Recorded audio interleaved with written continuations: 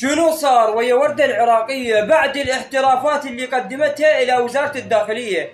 فبهذا الفيديو راح تتعرفون على حقيقة هذا الأمر. غالبيتكم شفتوا الفيديو اللي طلعت به وردة وقالت انه اكو مجموعة راح يمسون بأمن كربلاء وبالزوار، وادعت ايضا انه اكو سيارات مفخخة وخلايا نائمة راح تدخل الكربلاء، وبهذا كلامها خلت الخوف والقلق يغتاب بعض الزوار. كل اللي صار هو كان مهيئ ومعد، وبالنسبة لوردة كانت مدفوعة من قبل جهة، وحاليا وردة مطلوبة للقضاء لأن ادعت انه هي جالسة وجماعات ارهابية، وقالت بعد كم يوم راح يقتلوني. وورا فترة نشروا منشور قالوا انه وردة انقتلت، بس بالحقيقة هي عدلة. ووردة العراقية 5 أشهر توهم بالجيش العراقي وتبعدهم عن جادة الطريق، غايتها حتى تخلق بلبلة. وبعد ما عرفت وردة انه كل محاولاتها فشلت وانكشفت حقيقتها، حاولت تهرب خارج العراق ومساعدة شخص يسمى أحمد الكاسر، وهذا